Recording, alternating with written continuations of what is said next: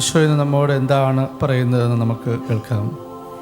ശുദ്ധമത്തായി അറിയിച്ച നമ്മുടെ കർത്താവ് ഈശോ മിശിഹായുടെ പരിശുദ്ധ സുവിശേഷം അധ്യായം 17 1 മുതൽ 8 വരെയുള്ള തിരുവചനങ്ങൾ. ഈശോ 6 ദിവസം കഴിഞ്ഞ് പത്രോസ്, യാക്കോബ്, അവൻ്റെ സഹോദരൻ യോഹന്നാൻ എന്നിവരെ മാത്രം കൂട്ടിക്കൊണ്ട് ഒരു ഉയർന്ന മലയിലേക്ക് പോയി. അവൻ അവരുടെ മുമ്പിൽ വെച്ച് രൂപാന്തരപ്പെട്ടു. അവൻ്റെ മുഖം സൂര്യനെ പോലെ വെട്ടിത്തിളങ്ങി. അവൻ്റെ വസ്ത്രം പ്രകാശം പോലെ ധവളമായി. മോശയും ഏലിയായും അവനോട് സംസാരിക്കുന്നതായി അവർ കണ്ടു. പത്രോസ് ഈശോയോട് പറഞ്ഞു, കർത്താവേ, നാം ഇവിടെയായിരിക്കുന്നത് നല്ലതാണ്. നിനക്ക് സമ്മതമാണെങ്കിൽ ഞങ്ങളിവിടെ 3 കൂടാരങ്ങൾ ഉണ്ടാക്കാം. ഒന്ന് നിനക്ക്, ഒന്ന് മോശയ്ക്ക്, ഒന്ന് ഏലിയായ്ക്ക്. അവൻ സംസാരിച്ചുകൊണ്ടിരിക്കുമ്പോൾ ശോഭയേറിയ ഒരു മേഘം വന്ന് അവരെ ആവരണം ചെയ്തു. മേഘത്തിൽ നിന്ന് ഇങ്ങനെയൊരു സ്വരമുണ്ടായി, ഇവൻ എൻ്റെ പ്രിയപുത്രൻ, ഇവനിൽ ഞാൻ പ്രസാദിച്ചിരിക്കുന്നു, ഇവൻ്റെ വാക്ക് ശ്രവിക്കുവിൻ. ഇത് കേട്ട ക്ഷണത്തിൽ ശിഷ്യന്മാർ കമിഴ്ന്നു വീണു. അവർ ഭയവിഹുലരായി. ഈശോ സമീപിച്ച് അവരെ സ്പർശിച്ചുകൊണ്ട് പറഞ്ഞു, എഴുന്നേൽക്കുവിൻ, ഭയപ്പെടേണ്ട. അവർ കണ്ണുകൾ ഉയർത്തി നോക്കിയപ്പോൾ ഈശോയെ അല്ലാതെ മറ്റാരെയും കണ്ടില്ല. നമുക്കിരിക്കാം. കണ്ണുകളടച്ച് തന്നെ നമുക്ക് ഏതാനും നിമിഷങ്ങളായിരിക്കാം. നമ്മൾ ഏതെങ്കിലും തിരുവചനം സ്പർശിച്ചുവെങ്കിൽ ആ തിരുവചനം നമുക്ക് ആവർത്തിച്ച് ഉരുവിട്ടുകൊണ്ട് അഭിഷേകം പ്രാപിക്കാം. അതുപോലെ തന്നെ തിരുവചനത്തിൻ്റെ കവാടം തുറക്കപ്പെടുവാനായിട്ട്, അതിലൂടെ ഈശോയെക്കുറിച്ചുള്ള രഹസ്യം, മിശിഹായെക്കുറിച്ചുള്ള രഹസ്യം വെളിപ്പെടുവാനായിട്ട് നമുക്ക് പ്രാർത്ഥിച്ചുകൊണ്ടിരിക്കാം.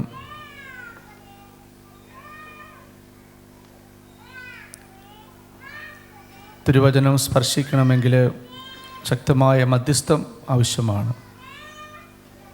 പരിശുദ്ധ അമ്മയ്ക്ക് സമ്പൂർണ്ണമായി സമർപ്പിക്കാം. അതുപോലെ സകല സ്വർഗ്ഗവാസികൾക്ക് സമർപ്പിക്കാം. നമ്മുടെ കൂട്ടത്തിലുള്ള ആരെയെങ്കിലും വചനം സ്പർശിച്ചിട്ടില്ല എങ്കിൽ അവർക്ക് വേണ്ടി എല്ലാം പ്രാർത്ഥിച്ചുകൊണ്ടിരിക്കണം. വിശുദ്ധ അഗസ്റ്റിൻ്റെ അമ്മ 18 വർഷം കണ്ണുനീരൊഴുക്കി പ്രാർത്ഥിച്ചപ്പോഴാണ് 18 വർഷങ്ങൾക്ക് ശേഷം അഗസ്റ്റിനെ വചനം സ്പർശിക്കുന്നത്. അന്ധകാരത്തിൽ നിന്ന് പ്രകാശത്തിലേക്ക് നീങ്ങുവാനായിട്ട്, അന്ധകാരത്തിൻ്റെ ജഡത്തിൻ്റെ പ്രവൃത്തികളിൽ നിന്ന് പരിശുദ്ധാത്മാവിൻ്റെ പ്രവൃത്തികളിലേക്ക് നീങ്ങുവാനായിട്ടുള്ള വലിയ പ്രചോദനം അഗസ്റ്റിന് ലഭിക്കുന്നത്. അതുകൊണ്ട് നമ്മുടെ ഈ കൂട്ടത്തിൽ തിരുവചനം സ്പർശിച്ചിട്ടില്ലാത്ത ആളുകളുണ്ടെങ്കിൽ നമ്മൾ ആർക്ക് വേണ്ടിയാണ് പ്രാർത്ഥിച്ചുകൊണ്ടിരിക്കുന്നത്, അവരെല്ലാം വചനം സ്പർശിക്കുവാനായിട്ട് പ്രാർത്ഥിച്ചുകൊണ്ടിരിക്കുക. മിശിഹായെ നിറഞ്ഞവരെ, എൻ്റെ ജീവിതത്തിന് ദിശാബോധം നൽകിയ ഒരു തിരുവചന ഭാഗമാണ് നമ്മളിന്ന് വായിച്ചു കേട്ടത്. മത്തായിയുടെ സുവിശേഷം അധ്യായം 17 1 മുതൽ 8 വരെയുള്ളത്. അതിലും പ്രത്യേകമായിട്ട് അവസാനത്തെ തിരുവചനം, അവർ കണ്ണുകൾ ഉയർത്തി നോക്കിയപ്പോൾ ഈശോയെ അല്ലാതെ മറ്റാരെയും കണ്ടില്ല. കണ്ണുകൾ ഉയർത്തി നോക്കിയപ്പോൾ, പ്രത്യേകിച്ചും ആ തിരുവചന ഭാഗം സംസാരിക്കുന്നത് അവസാനത്തെ ഉയർപ്പിനെക്കുറിച്ചാണ്. കർത്താവിൻ്റെ മഹത്വപൂർണ്ണമായ 2ാമത്തെ വരവിൽ കർത്താവ് വരുമ്പോഴെല്ലാവരും ഉയർത്തെഴുന്നേൽക്കും. അങ്ങനെ ഉയർത്തെഴുന്നേൽക്കുമ്പോൾ ഈശോയെ മാത്രമേ നമ്മൾ കാണുകയുള്ളൂ, വേറെ ആരെയും നമ്മൾ കാണില്ല. കണ്ണുകൾ ഉയർത്തി നോക്കിയപ്പോൾ ഈശോയെ അല്ലാതെ മറ്റാരെയും കണ്ടില്ല. ഈ ഒരു തിരിച്ചറിവാണ് നമുക്കുണ്ടാകേണ്ടത്. പ്രത്യേകിച്ചും എല്ലാവരുടെയും ഉയർപ്പിൽ എല്ലാവരും ഉയർക്കും എന്നതിന് യാതൊരു സംശയമില്ല. എല്ലാവരും ഉയർത്തെഴുന്നേൽക്കും. മത്തായിയുടെ സുവിശേഷത്തിൽ 25-ാമത്തെ അധ്യായം നമ്മൾ കേൾക്കുന്നതാണ്. കർത്താവ് തൻ്റെ ദൂതന്മാരോടുകൂടെ മഹത്വത്തിൽ എഴുന്നള്ളും, മഹത്വത്തിൻ്റെ സിംഹാസനത്തിൽ ഉപവിഷ്ടനാകും. എല്ലാവരും ഈ മഹത്വപൂർണനായ ഈശോയുടെ മുമ്പിൽ സന്നിഹിതരാകും. ഒരിടയൻ ചെമ്മരിയാടുകളെയും കോലാടുകളെയും തമ്മിൽ വേർതിരിക്കുന്നത് പോലെ മഹത്വമുള്ള കർത്താവ് വേർതിരിക്കും. വലത്തും ഇടത്തുമായിട്ട് എല്ലാവരെയും വേർതിരിക്കും. വലതുവശത്തുള്ളവരെല്ലാം കർത്താവിനാൽ അനുഗ്രഹിക്കപ്പെട്ടവരാണ്. എൻ്റെ പിതാവിനാൽ അനുഗ്രഹിക്കപ്പെട്ടവരെ, നിങ്ങൾ നിത്യജീവിതത്തിലേക്ക് പ്രവേശിക്കുക. വലതുവശം നിത്യജീവൻ്റെ വശമാണ്. അതുപോലെ തന്നെ വലതുവശം ആത്മീയ ശരീരമുള്ളവരുടെ വശമാണ്. വലത്തും ഇടത്തുമായിട്ട് വേർതിരിക്കുമ്പോൾ വലതുവശത്തുള്ളവർ ആത്മീയ ശരീരമുള്ളവരാണ്, ഇടതുവശത്തുള്ളവർ ആത്മീയ ശരീരമില്ലാത്തവരാണ്. ഈ ആത്മീയ ശരീരമുള്ളവർ പിതാവിനാൽ അനുഗ്രഹിക്കപ്പെട്ടവരാണ്. കുർബാനയിൽ, പ്രാർത്ഥനയിൽ നമുക്ക് കാണാനായിട്ട് സാധിക്കും. ഞങ്ങളുടെ ബലഹീനമായ ഈ മനുഷ്യപ്രകൃതിയെ അങ്ങയുടെ അനുഗ്രഹത്താൽ ഞങ്ങളെ മഹത്വമണിയിച്ചല്ലോ എന്ന്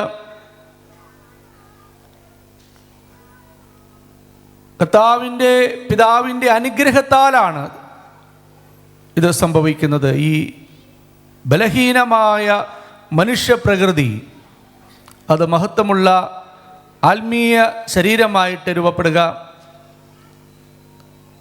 ദൈവപുത്രനായ ഈശോ പോലും ഈ ഭൂമിയിൽ വന്നപ്പോൾ ധരിച്ചത് മരിക്കുന്ന ശരീരമാണ്. നമ്മൾ കുർബാനയിൽ നിങ്ങൾ ശ്രദ്ധിച്ചാണ് കേൾക്കുന്നെങ്കിൽ മനസ്സിലാകും. അമർത്യമായ ആത്മാവും മർത്യമായ ശരീരവും. ദൈവപുത്രന് പോലും ഉണ്ടായിരുന്ന ശരീരം മർത്യശരീരമാണ്.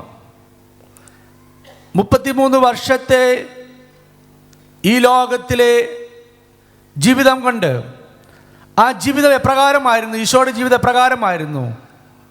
എപ്പോഴും പിതാവിനെ നോക്കുന്ന ജീവിതമാണ്. ഇനി എൻ്റെ ഭക്ഷണം പിതാവിൻ്റെ ഹിതം നിറവേറ്റുകയാണ്. പിതാവിൻ്റെ കൽപ്പനകൾ ഒന്നും ഞാൻ ലംഘിക്കാത്തത് കൊണ്ട് പിതാവ് എന്നെ തനിയെ വിടുന്നില്ല. ഞാനും പിതാവും ഒന്നാണ്. ഞാൻ പിതാവിലും പിതാവ് എന്നിലുമാണ്. ഇതാണ് ഈശോ നമുക്ക് കാണിച്ചു തരുന്ന മാതൃക. ഈ മർത്യമായ ശരീരത്തെ രൂപാന്തരപ്പെടുത്തുവാനുള്ള മാർഗം അത് ഈശോ നമുക്ക് കാണിച്ചു തരികയാണ്. ഞാൻ പിതാവ് മൂലം ജീവിക്കുന്നത് പോലെ നിങ്ങൾ ഞാൻ മൂലം ജീവിക്കും.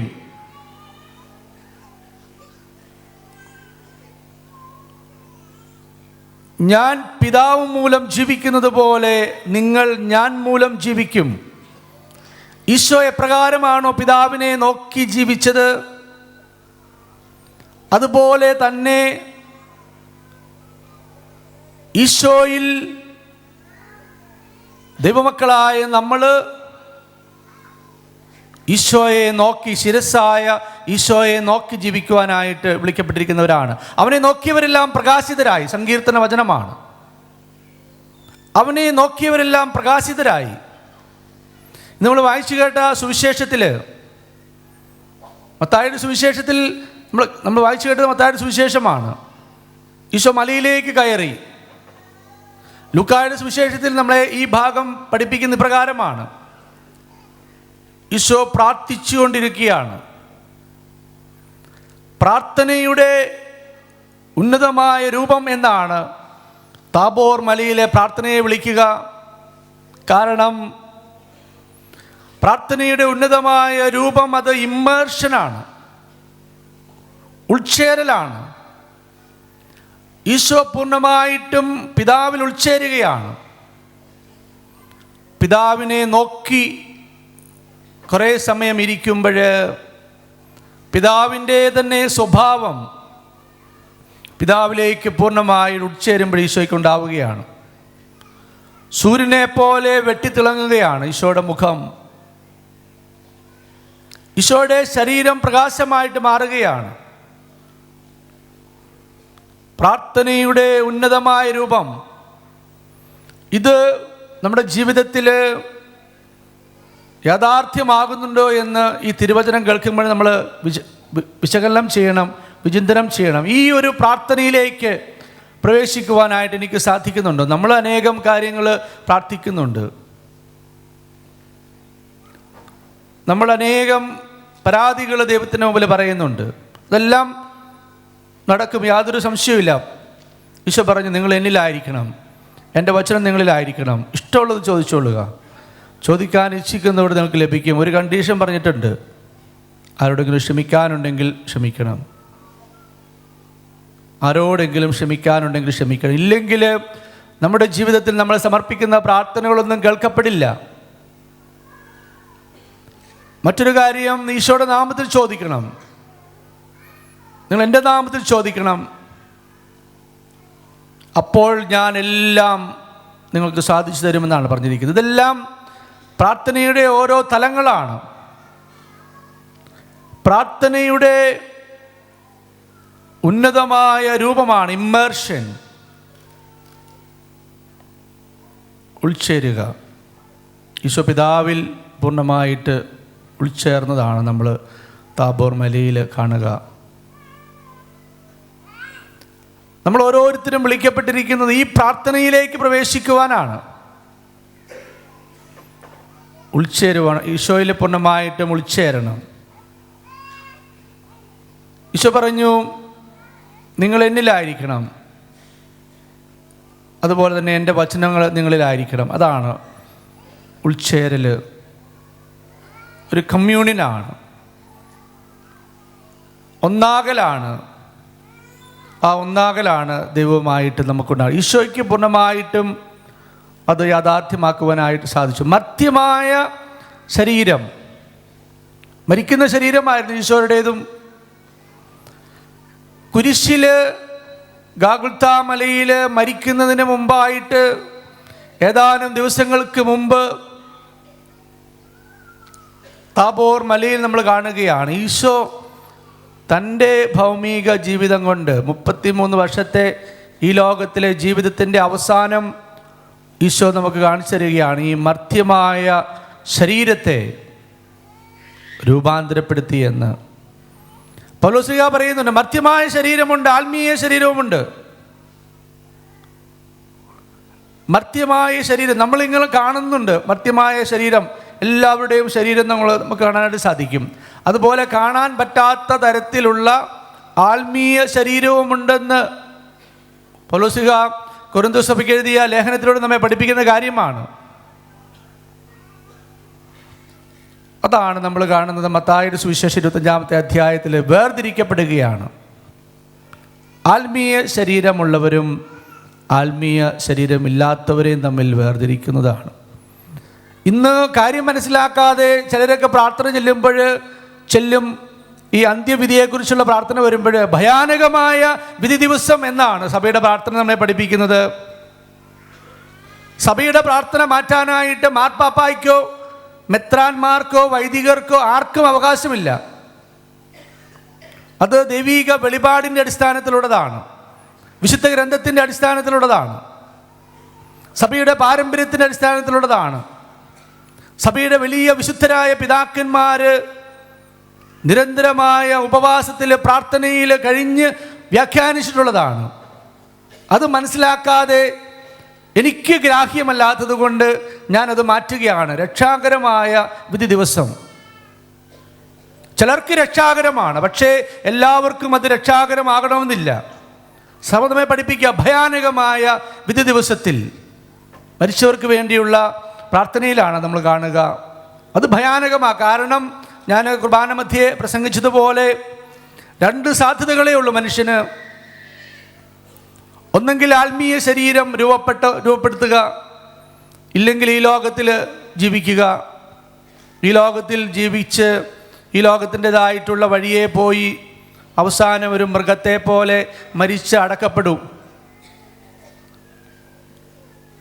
ധനവാന്റെയും ലാസറിൻ്റെയും ഉപമയിൽ കൃത്യമായിട്ട് നമ്മളെ പഠിപ്പിക്കുന്ന കാര്യം അതാണ്.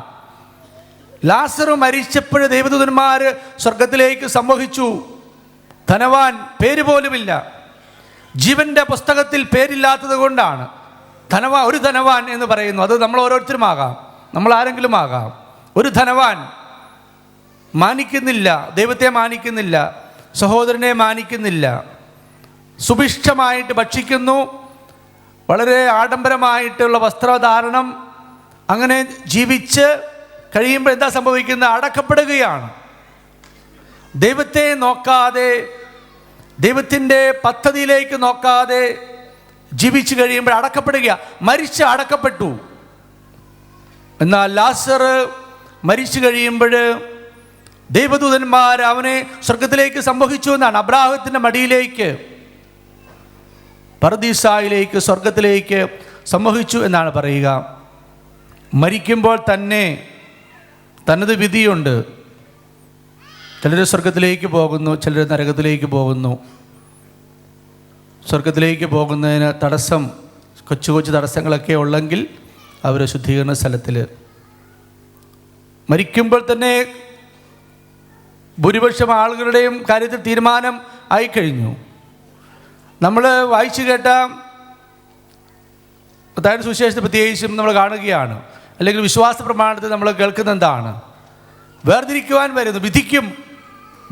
വിധി ഒരു വേർതിരിവാണ്. അതാണ് മത്തായിയുടെ സുവിശേഷം നമ്മെ പഠിപ്പിക്കുന്നത്. വേർതിരിക്കും ഞാൻ. ഒരിടയൻ വേർതിരിക്കുന്നത് പോലെ, അല്ലാതെ ചെമ്മരിയാടിൻ്റെയും കോലാടിൻ്റെയും കാര്യമല്ല അവിടെ പറയുന്നത്. ഒരു ഇടയൻ്റെ കാര്യം പറയുമ്പോൾ ആടുകളെ ഉപയോഗിക്കുന്നു, അത് മാത്രമേ ഉള്ളൂ.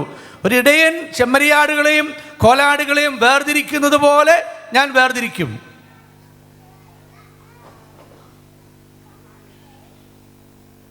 വലതുവശത്തും ഇടതുവശത്തുമായിട്ട് ആത്മീയ ശരീരമുള്ളവരെയും ആത്മീയ ശരീരമില്ലാത്തവരെയും. ആത്മീയ ശരീരമുള്ളവരെ കുറിച്ച് എന്താ പറയുക? എൻ്റെ പിതാവിനാൽ അനുഗ്രഹിക്കപ്പെട്ടവരെ, എൻ്റെ പിതാവിനാൽ അനുഗ്രഹിക്കപ്പെട്ടവരെ. ഇടതുവശത്തുള്ളവരോട് എന്താ പറയുന്നത്? ശപിക്കപ്പെട്ടവരെ. ശാപത്തിൽ നിന്ന് നമ്മെ നീക്കുന്നത് പിതാവിൻ്റെ അനുഗ്രഹമാണ്, അത് ഈശോയാണ്. ഈശോയാൽ അനുഗ്രഹിക്കപ്പെട്ടവരെ, ഈശോയുമായിട്ടുള്ള കൂട്ടായ്മയിലൂടെ ആത്മീയ ശരീരമുള്ളവരായിട്ട് രൂപാന്തരപ്പെട്ടവരെ, നിങ്ങൾ നിത്യജീവിതത്തിലേക്ക് പിതാവിൻ്റെ വലതുവശത്ത് ഈശോയോടൊപ്പം, പരിശുദ്ധ കന്യകാമറിയത്തോടൊപ്പം നമ്മൾ കുർബാനയിൽ ആവർത്തിച്ച് പ്രാർത്ഥിക്കുന്ന കാര്യമാണ്. സകല സ്വർഗവാസികളോടും ഒപ്പം നിത്യമായിട്ട് നിന്നെ സ്തുതിക്കുവാനായിട്ട് ഞങ്ങളെ യോഗ്യരാക്കണമേ എന്ന നിരന്തരമായിട്ടുള്ള സഭയുടെ പ്രാർത്ഥനയാണ്. സകല സ്വർഗവാസികളോടും കൂടെ നിരന്തരമായിട്ട് നിന്നെ സ്തുതിക്കുവാനായിട്ട് ഞങ്ങളെ യോഗ്യരാക്കണമേ എന്ന്.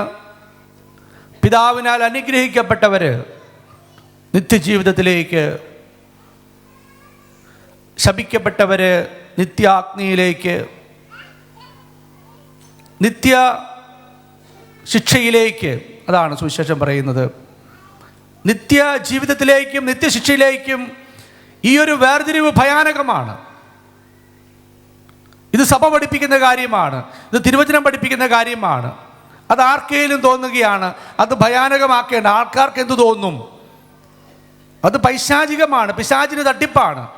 ഇങ്ങനെയൊന്നും ഇല്ല എന്ന് ഓർത്തുകൊണ്ട് ജീവിച്ച അവസാനം നിത്യ ശിക്ഷയിലേക്ക്, നിത്യനരകത്തിലേക്ക് പോകുന്നതാണോ നല്ലത്?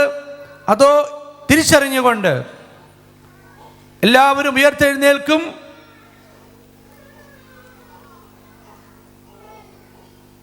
സക്കറിയായോട് സംസാരിക്കുമ്പോൾ, നമ്മൾ ഈ ദിവസങ്ങളിൽ മംഗളവാർത്താക്കാലത്താണ് കഴിയുക, സക്കറിയായോട് സംസാരിക്കുമ്പോൾ ദൂതൻ പറയുന്ന കാര്യമാണ്, യഥാകാലം നിറവേറേണ്ട വചനങ്ങൾ നീ അവിശ്വസിച്ചത് കൊണ്ട് നീ മൂകനായിട്ട് കഴിയും. യഥാകാലം നിറവേറേണ്ടത്, യഥാകാലം നിറവേറും വചനം. ഉൽപ്പത്തി പുസ്തകം മുതൽ വെളിപാട് പുസ്തകം വരെയുള്ള എല്ലാ പുസ്തകങ്ങളിലും കാണപ്പെടുന്ന തിരുവചനങ്ങൾ യഥാകാലം നിറവേറും, യാതൊരു സംശയവുമില്ല. ഏതാണ്ട് എല്ലാം തന്നെ നിറവേറിയ വചനങ്ങളാണ്. ഇനി നിറവേറുവാനുള്ളത് കർത്താവിൻ്റെ രണ്ടാം വരവാണ്. അത് മഹത്വമുള്ളവനായിട്ടാണ്. അതായത് സുവിശേഷം വായിച്ച് നമുക്ക് മനസ്സിലാകും. തൻ്റെ മഹത്വത്തിൽ സകല ദൂതന്മാരോടും കൂടെ മഹത്വമുള്ള സിംഹാസനത്തിൽ അവൻ വരും. എല്ലാവരും ഉയർത്തെഴുന്നേൽക്കും, വലത്തും ഇടത്തുമായിട്ട് വേർതിരിക്കും. നിത്യ ജീവിതത്തിലേക്ക് ആത്മീയ ശരീരമുള്ളവർ പ്രവേശിക്കും. നിത്യ ശിക്ഷയിലേക്ക്, നിത്യാഗ്നിയിലേക്ക് ആത്മീയ ശരീരമില്ലാത്തവർ പ്രവേശിക്കും. ഇതാണ് ഇനി നടപ്പാക്കാനുള്ള കാര്യം. ബാക്കിയെല്ലാം നടപ്പായി. യഥാകാലം നിങ്ങൾ വായിച്ചു നോക്കിക്കൊള്ളുക. യഥാകാലം നിറവേറിയോ ഇല്ലയോ? പ്രത്യേകിച്ചും സക്കറിയായുടെ കാര്യത്തെക്കുറിച്ച് പറയുമ്പോൾ, നിൻ്റെ ഭാര്യ വൃദ്ധയാണ്, വന്ധ്യയാണ്, പ്രായം കവിഞ്ഞവളാണ്. അവൾ അടുത്ത വർഷം ഈ സമയമാകുന്നതിന് മുമ്പ് ഒരു കുഞ്ഞിന് ജന്മം നൽകും. യഥാകാലം നിറവേറേണ്ട ഒരു കാര്യമാണ്. അതുപോലെ എല്ലാ കാര്യങ്ങളും, വിശുദ്ധ ഗ്രന്ഥത്തിലെ എല്ലാ കാര്യങ്ങളും, ഒരു ഉദാഹരണം കൂടി എടുക്കാം. പരിശുദ്ധ അമ്മ 2000 വർഷം മുമ്പ് പറഞ്ഞു, എല്ലാ തലമുറകളും എന്നെ ഭാഗ്യവതി എന്ന് പ്രകീർത്തിക്കും.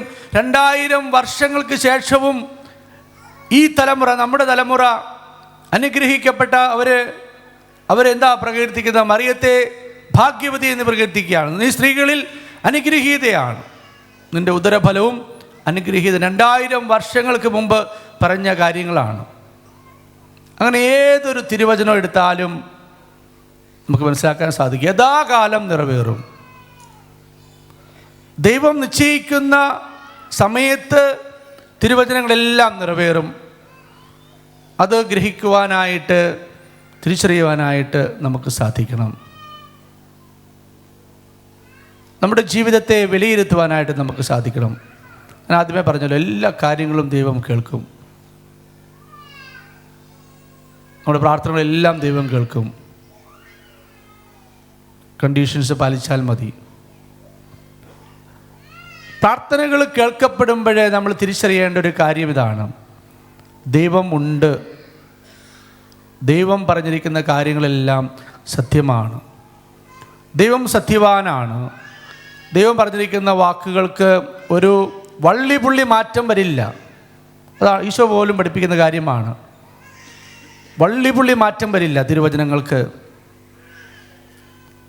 ഇത് തിരിച്ചറിയാനായിട്ട് സെക്കൻഡ് സാറ്റർഡേ കൺവെൻഷനിൽ വരുമ്പോൾ നമുക്ക് സാധിക്കും. എന്തുമാത്രം കാര്യങ്ങളാണ് നമ്മൾ കേൾക്കുന്നത്, എന്തുമാത്രം അടയാളങ്ങളാണ് നമ്മൾ കേൾക്കുന്നത്.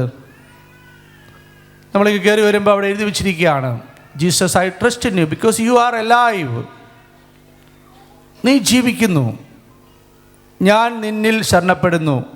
ഹോസ്തീനായിലൂടെ വെളിപ്പെടുത്തി കിട്ടിയ ഒരു വലിയ കാര്യമാണ്. ഈശോയിൽ ശരണപ്പെടുന്നു എന്ന് നിരന്തരമായിട്ട് ചൊല്ലണം. അതുപോലെ തന്നെ കരുണ യാചിക്കണം. എന്നെ ഇന്ന് കയറി വന്നപ്പോൾ സ്പർശിച്ച കാര്യം ഇതാണ്, Jesus I trust in you. അതിൻ്റെ അടിയിൽ എഴുതിയിരിക്കുക, Jesus is alive. Jesus is alive എന്നുള്ളത് മാത്രമല്ല, ഇനി മരണമില്ലാത്തവൻ അവൻ മാത്രമേ ഉള്ളൂ.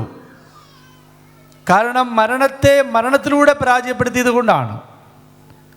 കുരിശ് മരണത്തിലൂടെ മരണത്തെയാണ് ഈശോ പരാജയപ്പെടുത്തിയിരിക്കുന്നത്. നിത്യമായിട്ട് ജീവിക്കുകയാണ്. Jesus is alive and he lives eternally. And when we live in communion with Jesus, ഈ നിത്യമായിട്ട് ജീവിക്കുന്ന ഈശോയോടുള്ള കമ്മ്യൂണിയനിലേക്കാണ്, കൂട്ടായ്മയിലേക്കാണ് നമ്മൾ പ്രവേശിക്കേണ്ടത്. സെക്കൻഡ് സാറ്റർഡേ കൺവെൻഷൻ വരുമ്പോൾ നമ്മുടെ ജീവിതത്തെ വിലയിരുത്തുവാനായിട്ട് നമുക്ക് സാധിക്കും. നമ്മുടെ ആവശ്യങ്ങൾ ഞാൻ പറഞ്ഞല്ലോ, എന്തെല്ലാം കാര്യം, ഏത് കാര്യവും എല്ലാം ചോദിക്കാം. ദൈവത്തിനെല്ലാം സാധ്യമാണ്, എല്ലാം സാധ്യമാണ്.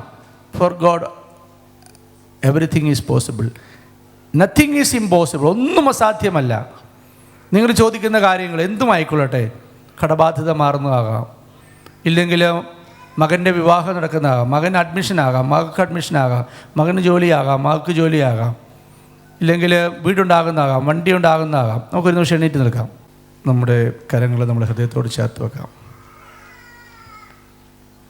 വിശ്വാസം വഴി മിശിഹ നിങ്ങളുടെ ഹൃദയത്തിലുണ്ടെന്ന് നിങ്ങൾ തിരിച്ചറിയുന്നില്ലെങ്കിൽ നിങ്ങൾ പരീക്ഷയിൽ പരാജയപ്പെട്ടിരിക്കുന്നു.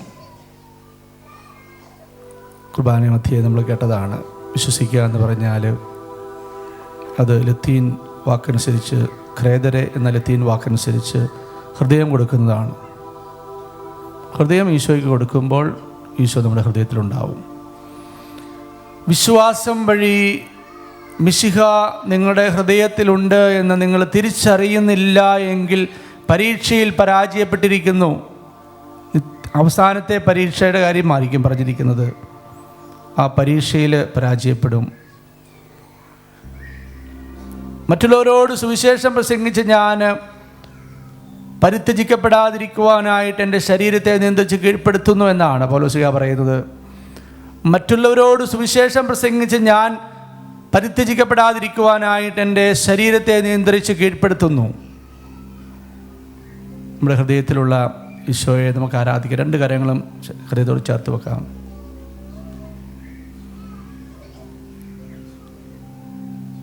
പിതാവ് അനുഗ്രഹിക്കണം നമ്മളെ. പിതാവ് അനുഗ്രഹിക്കുന്ന ഈശോയുടെ നാമത്തിലാണ്. ഈശോയുടെ നാമം എന്ന് പറയുമ്പോൾ ഈശോ എന്ന വ്യക്തിയിലാണ്.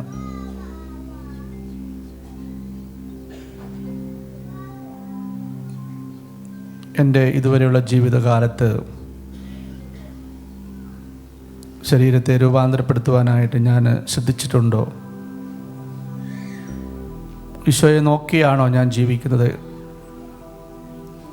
കുറച്ച് ദാനധർമ്മമൊക്കെ ചെയ്താൽ പിതാവിൻ്റെ വലതുവശത്തെത്താം, സ്വർഗത്തിലെത്താം എന്നുള്ള തെറ്റിദ്ധാരണ എവിടെയോ നമുക്ക് ലഭിച്ചിട്ടുണ്ട്. അമർത്യമായ ആത്മാവും മർത്യമായ ശരീരവുമാണ് നമുക്കുള്ളത്. മരിക്കുന്ന ശരീരമാണ്. ഈ മരിക്കുന്ന ശരീരത്തെ മരണമില്ലാത്ത ശരീരമായിട്ട്, ആത്മീയ ശരീരമായിട്ട് രൂപാന്തരപ്പെടണം. അതിന് ഈശോ നമുക്ക് കാണിച്ചു തരുന്ന മാതൃക പിതാവിനെ നോക്കി ജീവിക്കുക, ദൈവത്തെ നോക്കി ജീവിക്കുക, ദൈവത്തിൻ്റെ പദ്ധതി അനുസരിച്ച് ജീവിക്കുക, ദൈവത്തിൻ്റെ ഹിതമനുസരിച്ച് ജീവിക്കുക, തിരുവചനമനുസരിച്ച് ജീവിക്കുക എന്നുള്ളതാണ്.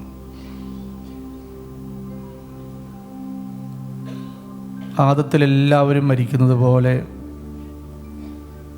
രണ്ടാം ആദമായ ഈശോയിൽ എല്ലാവരും ജീവിക്കും. ഈശോയിൽ മാത്രമേ എല്ലാവരും ജീവിക്കുന്നുള്ളൂ, വേറെ ആരിലും ജീവിക്കുന്നില്ല.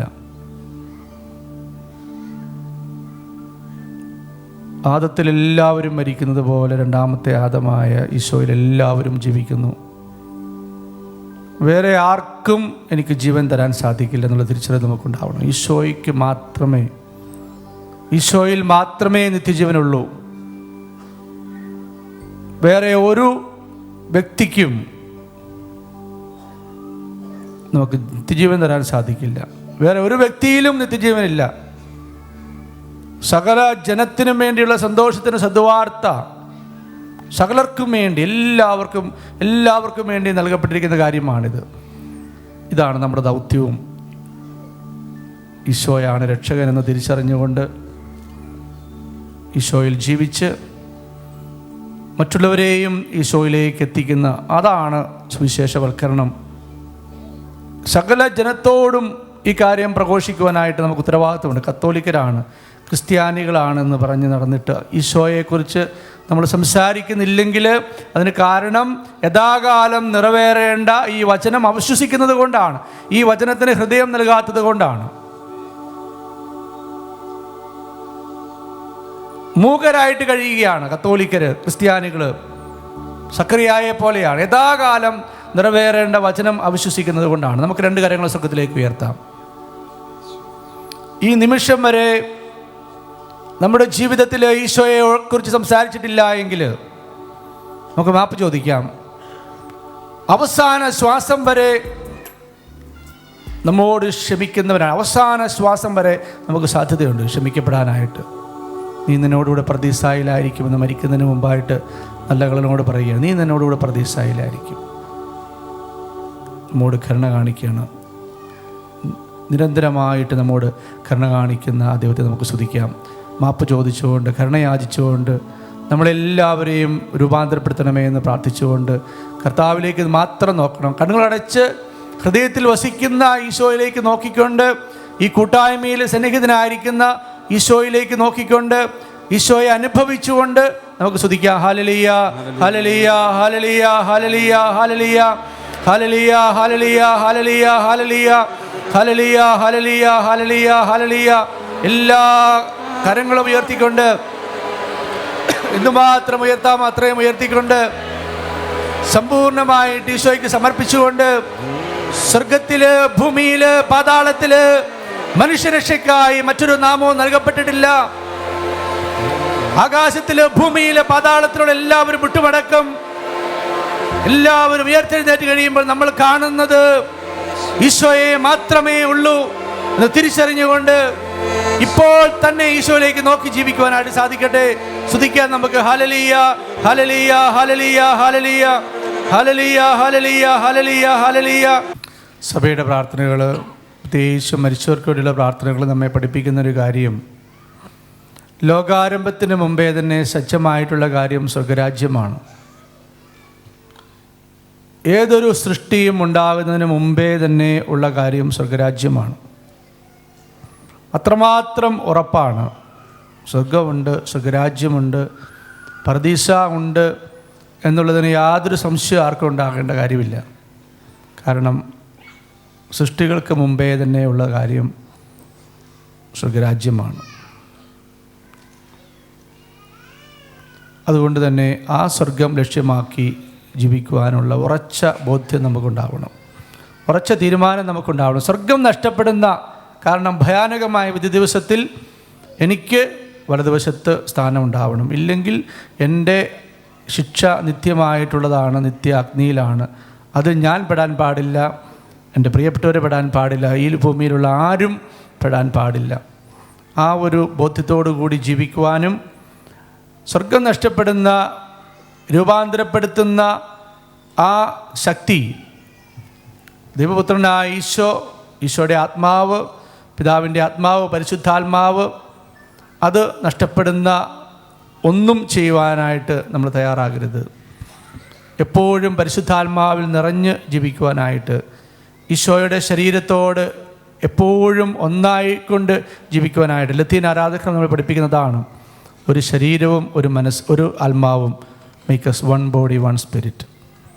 ഒരു ശരീരവും ഒരു ആത്മാവേ ഉള്ളൂ. ഈശോയുടെ ശരീരം, ഈശോയുടെ ആത്മാവ്, പരിശുദ്ധ അമ്മയുടെ ശരീരം, പരിശുദ്ധ അമ്മയുടെ ആത്മാവ്.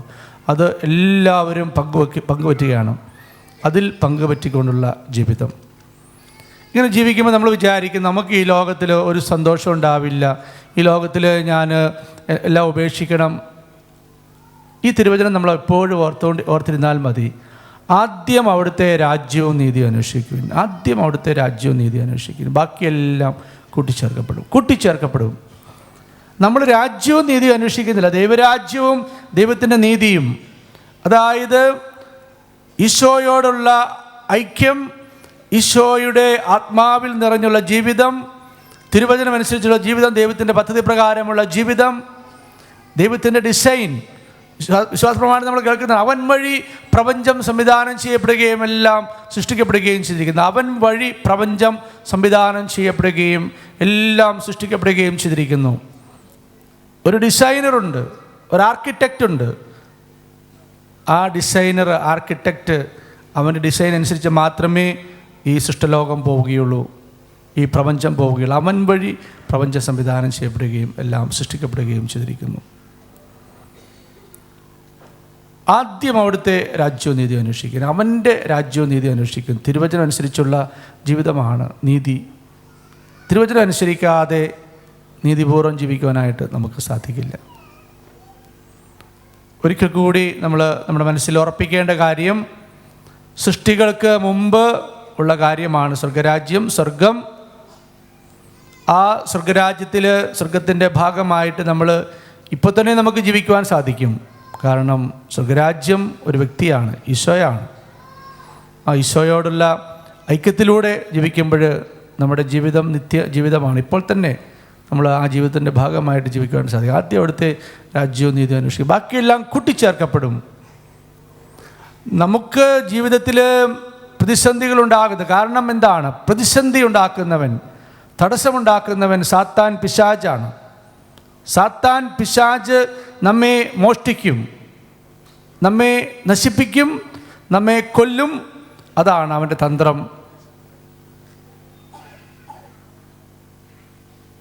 പിശാച് നമ്മളെ മോഷ്ടിച്ചിരിക്കുകയാണ്. പലരെയും പ്രതിസന്ധിക്ക് കാരണം അതാണ്. എന്നാൽ കർത്താവിൻ്റെ രാജ്യവും കർത്താവിൻ്റെ നീതിയും അന്വേഷിക്കുന്നവർക്കെല്ലാം കൂട്ടിച്ചേർക്കപ്പെട്ട് ലഭിക്കുകയാണ് ഈ ലോകത്തിൽ വെച്ച് തന്നെ. അതോടൊപ്പം പീഡനമുണ്ട്. നിത്യജീവിതത്തിലേക്ക് പ്രവേശിക്കുമ്പോഴതിന് മുമ്പായിട്ട് നമുക്ക് പീഡനങ്ങളുണ്ടാവും. അതാണ് വിശുദ്ധരെല്ലാം നമ്മളെ പഠിപ്പിക്കുന്നത്. പ്രത്യേകിച്ചും അൽഫോൻസാമ്മയും ഷാവറേശനും എപ്രാസ്യാമ്മയും നമ്മുടെ വിശുദ്ധർ, കേരളത്തിൽ നിന്നുള്ള വിശുദ്ധർ, മദർ തെരേസായും, ഏതൊരു വിശുദ്ധരെ എടുത്തു നോക്കിക്കൊള്ളുക. അവരുടെ ജീവിതത്തിൽ അവർക്കെല്ലാം വേണ്ടതെല്ലാം കൂട്ടിച്ചേർക്കപ്പെട്ടിട്ടുണ്ട്. അവരുടെ ജീവിതത്തിൽ സഹനങ്ങളുണ്ടായിട്ടുണ്ട്. പത്രോസിനോടും ശിഷ്യന്മാരോടുമായിട്ട് കർത്താവ് പറഞ്ഞ കാര്യം ഇതാണ്: നിങ്ങൾ എന്തുമാത്രം ഉപേക്ഷിക്കുന്നുണ്ട് അതിന് എല്ലാം 100 ഇരട്ടി ലഭിക്കും. എന്തുപേക്ഷിച്ചാലും. പിന്നെ കൂട്ടത്തിൽ പീഡനം ഉണ്ടാവും, നിത്യജീവനും. ഇതാണ് ശരിയായ ക്രൈസ്തവ ജീവിതം, കത്തോലിക്കാ ജീവിതം, ശുശ്രൂഷയുടെ ജീവിതം, സമർപ്പണ ജീവിതം, പൗരോഹിത്യ ജീവിതം. ഏതൊരു കാര്യവും തിരഞ്ഞെടുക്കുമ്പോൾ ഈശോയ്ക്ക് ഇഷ്ടമില്ലാത്തതെല്ലാം ഉപേക്ഷിക്കുവാനായിട്ട് നമുക്ക് സാധിക്കണം. ഈശോയ്ക്ക് ഇഷ്ടമില്ലാത്ത എല്ലാം. നമ്മുടെ തീരുമാനങ്ങളുടെ പിന്നിലുണ്ടായിരിക്കേണ്ട ഒരു മാനദണ്ഡം അതാണ്. ഈശോയ്ക്ക് ഇഷ്ടമുണ്ടോ ഇല്ലയോ? ഈശോയ്ക്ക് ഇഷ്ടമുള്ളത് മാത്രം ഞാൻ തിരഞ്ഞെടുക്കും. ഈശോയ്ക്ക് ഇഷ്ടമില്ലാത്ത ഒന്നും ഞാൻ തിരഞ്ഞെടുക്കില്ല. ഈശോ എന്നോട് പറയുകയാണ്, അത് ഉപേക്ഷിക്കാൻ പറഞ്ഞാൽ ഞാൻ ഉപേക്ഷിക്കും. കാരണം ഞാൻ ആദ്യമേ പറഞ്ഞതുപോലെ അവസാനം ഈശോ മാത്രമേ ഉണ്ടാവുള്ളൂ. തല ഉയർത്തി നോക്കുമ്പോൾ ഈശോയെ മാത്രമേ കാണുകയുള്ളൂ. ഞാൻ പറഞ്ഞു തുടങ്ങിയത് അവിടെയാണ്. അത് തിരിച്ചറിഞ്ഞെങ്കിൽ മാത്രമേ നമ്മുടെ ജീവിതത്തെ നമ്മൾ ക്രമപ്പെടുത്തുകയുള്ളൂ, നമ്മുടെ ജീവിതം ശരിയാവുകയുള്ളൂ. ഈശോ മാത്രമേ ഉണ്ടാവുകയുള്ളൂ. തല ഉയർത്തി നോക്കുമ്പോൾ, ഉയർത്തെഴുന്നേറ്റ് കഴിയുമ്പോൾ മഹത്വമുള്ള കർത്താവ് മാത്രം. അത് ഇപ്പോൾ തന്നെ തിരിച്ചറിഞ്ഞ് അതിനനുസരിച്ച് ഈശോയുടെ വാക്കുകൾക്ക് പ്രാധാന്യം കൊടുത്തുകൊണ്ട്. എന്തുകൊണ്ടാണ് ഈശോയ്ക്ക് വാക്കുകൾക്ക് നമ്മൾ പ്രാധാന്യം കൊടുക്കാത്തത്? ഈശോ ആരാണെന്ന് തിരിച്ചറിയാത്തത് കൊണ്ടാണ്. ഈശോ ദൈവമാണ്. ഈശോ മാത്രമേ നിത്യമായിട്ടുള്ളൂ. പ്രത്യേകിച്ചും എല്ലാവരും ഉയർത്തെഴുന്നേറ്റ് കഴിയുമ്പോൾ ഞാൻ കാണുന്നത് ഈശോയെ മാത്രമേ ഉള്ളൂ. ഇത് മനസ്സിലാക്കിക്കൊണ്ട് ജീവിക്കുവാനായിട്ട് നമുക്ക് സാധിക്കട്ടെ. നമ്മുടെ സമയം അവസാനിക്കുകയാണ്. നമ്മുടെ ജീവിതത്തെ രൂപാന്തരപ്പെടുത്തണം. രൂപാന്തരപ്പെടുന്നില്ല എങ്കിൽ, ആത്മീയ ശരീരം നമ്മളിൽ രൂപപ്പെടുന്നില്ല എങ്കിൽ വളരെ ഭയാനകമായിരിക്കും ഇത് ദിവസത്തിൽ എന്ന കാര്യം തിരിച്ചറിഞ്ഞുകൊണ്ട് ജീവിക്കുവാൻ നമുക്ക് സാധിക്കണം. തിരുവചനം നന്നായിട്ട് പഠിക്കണം. നമ്മുടെ തിരുവചനത്തെക്കുറിച്ചുള്ള അറിവില്ലായ്മയാണ്, വിശുദ്ധ ഗ്രന്ഥത്തെക്കുറിച്ചുള്ള അറിവില്ലായ്മയാണ് പല തെറ്റുകൾക്കും വീഴ്ചകൾക്കും കാരണം. അതുകൊണ്ട് പുതിയ രൂപത ചെയ്യുന്ന ഒരു പ്രധാനപ്പെട്ട കാര്യം സാധിക്കുന്നവരെല്ലാം തിരുവചനം പഠിപ്പിക്കുക എന്നുള്ളതാണ്. തിരുവചനവും സഭയുടെ പാരമ്പര്യങ്ങളും അതുപോലെ തന്നെ നമ്മുടെ ജീവിതത്തിന് ഉപകാരമുള്ള കാര്യങ്ങൾ പഠിപ്പിക്കുക എന്ന ഉദ്ദേശത്തോടു കൂടി എല്ലാവർക്കും ദൈവശാസ്ത്ര പഠനത്തിനുള്ള ഒരു അവസരം നൽകുകയാണ്. ഇതേക്കുറിച്ചുള്ള ഒരു ബ്രോഷർ, ഒരു ഡോക്യുമെൻ്റ്, ഒരു പേപ്പർ ഇപ്പോൾ ഇവിടെ വിതരണം ചെയ്യപ്പെടുകയാണ്. നിങ്ങൾക്ക് സാധിക്കുമെങ്കിൽ നിങ്ങൾ ഈ ദൈവശാസ്ത്ര പഠനത്തിൽ പങ്കുചേരണം. തിരുവചനം പഠിക്കാനാണ്, സഭയുടെ പ്രബോധനങ്ങൾ പഠിക്കുവാനായിട്ടാണ്. സഭ എന്താണ് ഉദ്ദേശിക്കുന്നത് ഈ സഭയുടെ ജീവിതത്തിലൂടെ, സഭയുടെ സ്വഭാവം എന്താണ്, ഇതെല്ലാം നമുക്കും പഠിക്കാനായിട്ട് സാധിക്കും. അതിനുള്ള അവസരമാണ്. പഠിക്കുമ്പോൾ നമുക്ക് ഡിപ്ലോമ കിട്ടും, ഡിഗ്രി ലഭിക്കും, മാസ്റ്റേഴ്സ് ഡിഗ്രി ലഭിക്കും. അതെല്ലാം അതിന് പുറമേയുള്ള കാര്യങ്ങളാണ്. ആത്യന്തികമായ ലക്ഷ്യം തിരുവചനം പഠിക്കുകയും അതിനനുസരിച്ച് നമ്മുടെ ജീവിതത്തെ ക്രമപ്പെടുത്തുകയും എന്നുള്ളതാണ്. നിങ്ങൾ നന്നായിട്ടിത് വായിച്ച് മനസ്സിലാക്കണം. നിങ്ങളുടെ പ്രിയപ്പെട്ടവരെ കൂടെ നിങ്ങൾ മനസ്സിലാക്കി കൊടുക്കണം, അവർക്കൂടെ മനസ്സിലാക്കി കൊടുക്കണം. നിങ്ങൾക്ക് പരിചയമുള്ളവരെ, നിങ്ങളുടെ കൂട്ടത്തിൽ ജോലി ചെയ്യുന്നവരെല്ലാം ഇത് മനസ്സിലാക്കി കൊടുക്കണം. Alpha institute of theology and science doctor Joseph Pamplany, ഇന്ന് കേരള സഭയിലെ ഏറ്റവും അറിവുള്ള, ജ്ഞാനമുള്ള ഒരു വൈദികരിലൊരാളാണ് ഡോക്ടർ ജോസഫ് പാംബ്ലാനി. ആ അച്ഛൻ്റെ നേതൃത്വം നൽകുന്ന തലശ്ശേരിയിൽ സ്ഥാപിതമായിരിക്കുന്ന alpha institute of theology and സയൻസോട് ചേർന്നാണ് നമ്മൾ ഈ ദൈവശാസ്ത്ര പഠന കോഴ്സുകൾ ഒരുക്കിയിരിക്കുന്നത്. ബൈബിളും